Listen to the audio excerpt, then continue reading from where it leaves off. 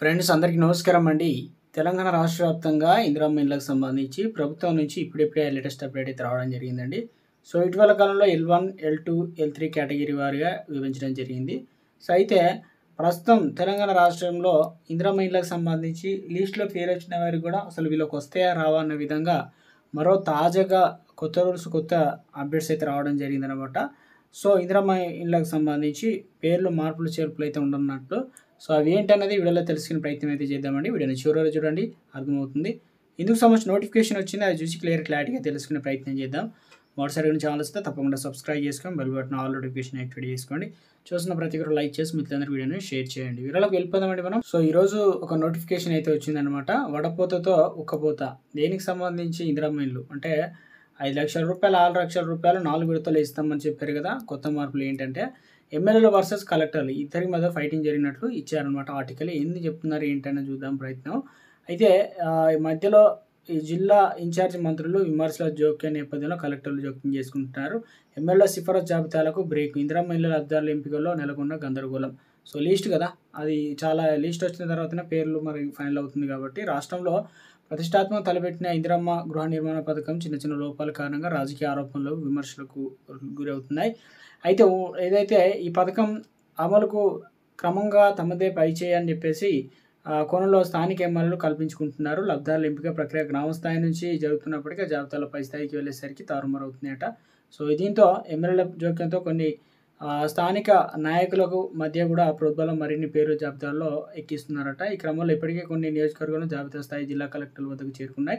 ఫిర్యాదు వచ్చిన వాటిని కలెక్టర్లు వాటిని పక్కన పెట్టేస్తున్నారన్నమాట.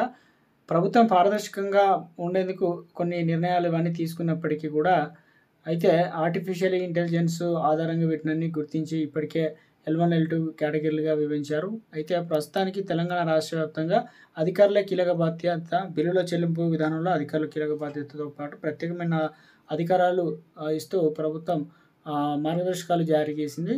లబ్ధిదారులు ఒకవేళ తప్పుడు సమాచారం ఇచ్చిన అధికారులు ఏదైతే తప్పనిసరిగా అది ఏ స్టేజ్లో అయినా తప్పుదోవ పాటిస్తే కనుక ఇందిరమ్మ మంజూరైన ఇల్లు నిర్మాణం ఏ స్థాయిలో ఉన్నా కూడా నిర్లక్ష్యం రద్దు చేయాలని చెప్పేసి ప్రభుత్వం స్పష్టమైన ఆదేశాలు ఇచ్చింది. ఈ ప్రకారం జియో ఫెన్సింగ్ విధానం ద్వారా అనుమతి పొందిన వారు తప్పనిసరిగా అదే స్థలంలో ముగ్గు పోయాలని, ముగ్గు ఆనక వేసే సమయంలో ఇంటి యజమానితో పాటు గ్రామ కార్యదర్శి, వార్డు అధికారులు సర్వే సందర్భంగా నమోదు చేసిన స్థలంలో వెరిఫై చేయాల్సి అయితే ఉంటుంది. తర్వాత జియో ఫెన్సింగ్ ద్వారానే ఆయా యాప్లో స్థలం వివరాలు, అక్షాంశాలు, రేఖాంశాలు వెరిఫికేషన్ ఇచ్చిన సమయంలో అదే స్థలాన్ని నమోదు చేసి యాప్లో నిశ్చితంగా పరిశీలన చేయాల్సి అయితే ఉంటుంది. లబ్ధిదారుల ఫోటోలు, వ్యక్తిగత వివరాలు ఆన్లైన్లో అప్లోడ్ అయితే అవుతాయన్నమాట.